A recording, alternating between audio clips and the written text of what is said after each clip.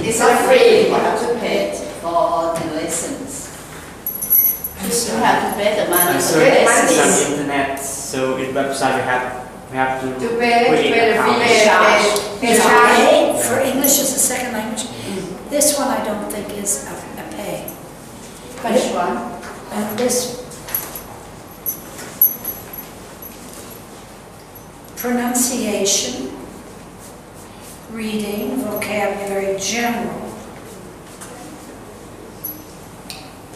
English is, these are websites for grammar, for listening. This has got to be chance. Let me check to see if this is if it costs you, then I don't want you to have it, because that's crazy. Maybe costs. If it costs you, then don't do it. Yeah, We got it through hearing about her in New York. She teaches in New York. And she does 1, 2, 3, 4, and she gives you a phrase. And the one I had, I was going to talk about vegetarianism. Is anybody here a vegetarian? Do they don't eat meat? Yes, we get to read. Are you a vegetarian? Are you a vegetarian, Peter? No, we are not. You are not. To get milk. Are you a vegetarian? On the worship day. Muslim day. Only one worship. Only one day. Only one day? 4 days per month, only Buddhist day. The worship Buddha day. Are you a vegetarian on a Buddhist holiday? Holiday. Oh. พุทธิสก็คือวันพระนั่นแหละค่ะ What are holiday? Holiday. I was a Roman Catholic growing up. And when I was very little, you had to eat fish on Fridays. Now that's not true. They used to do it as a penance. Now fish is like a treat. Fish is very expensive and it's very good for you. But we will do another chant because what it does, it fine-tunes our listening skills. It makes us aware of what we hear. And that's very important, especially in learning a new language.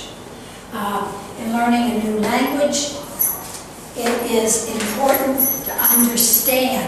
Like in my dead ears, in my unattuned ears, I can't pronounce touches last syllable. To me, I don't get it. There was a young man in here today, a monk. Did you know him before? The man who was in? You knew him. But I wasn't able to get his name exactly because it was. Do you remember his name? It's a man, a monk. Okay. Boon.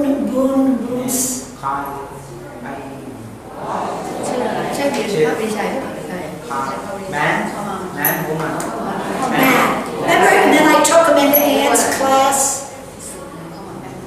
This class or other class? Yeah, I took him into the other class.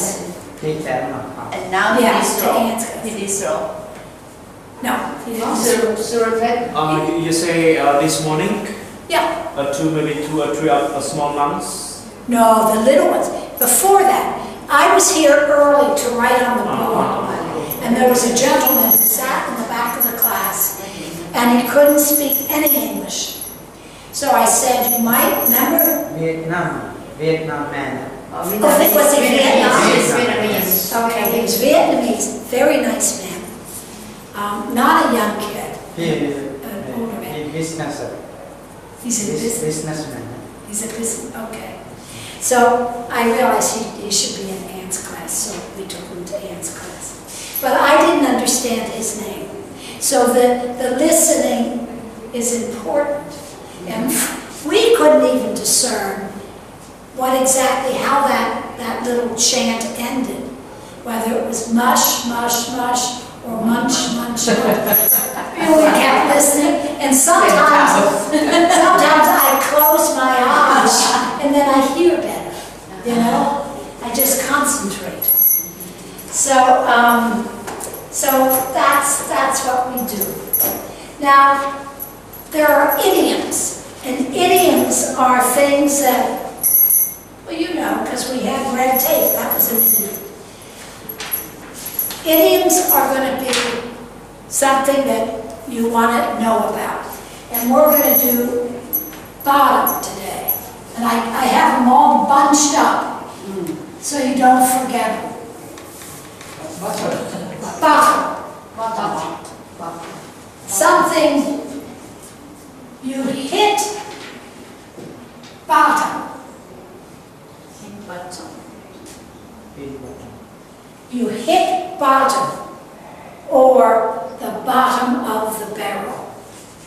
You hit bottom. That means you go to your lowest point. You hit bottom.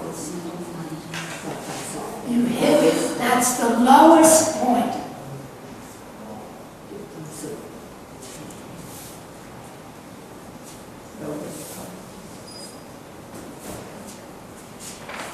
You hit bottom.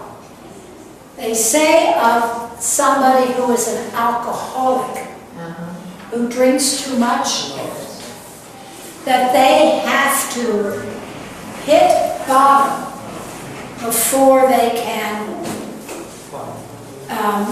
Hello.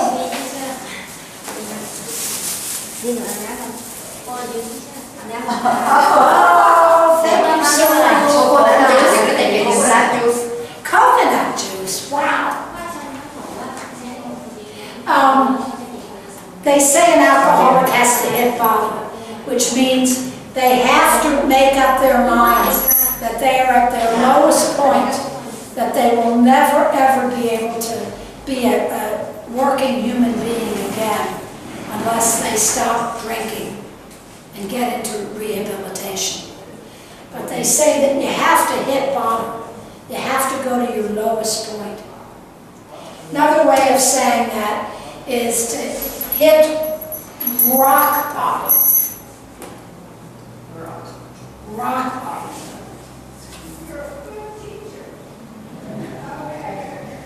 That's to hit you have to go down to the very rock of life, or the very stone, rock. Not the mud, but rock. You have to really get way down.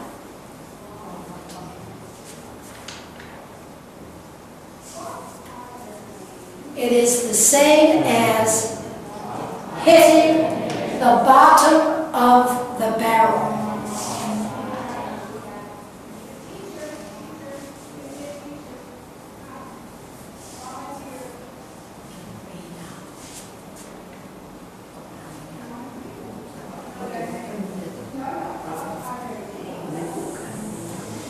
You can't get lower.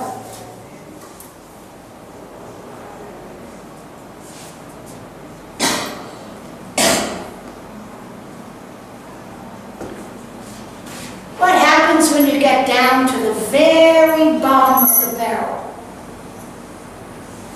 There's no further place to go. You're at the very bottom. The lowest. It's the worst. The worst. The worst you can be. You hit bottom. You hit the bottom of the barrel. You can't get any lower. What happens when you go to the bottom of the class?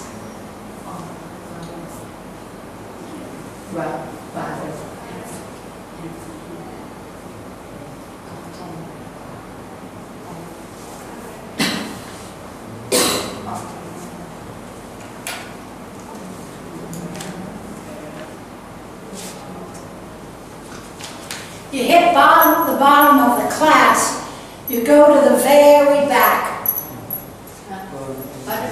The bottom of the class. You go to the bottom of the class, you go back, you go down. You don't get an A plus, you get a D or an F. Oh, real bad. You fail. You fail. Yes, you fail. There are two kind of positive things. One is you get to the bottom. You get to the bottom of something. I'm going to get to the bottom of this. That means you're going to discover.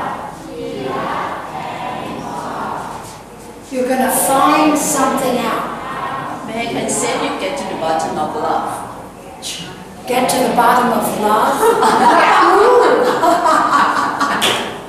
Who says that?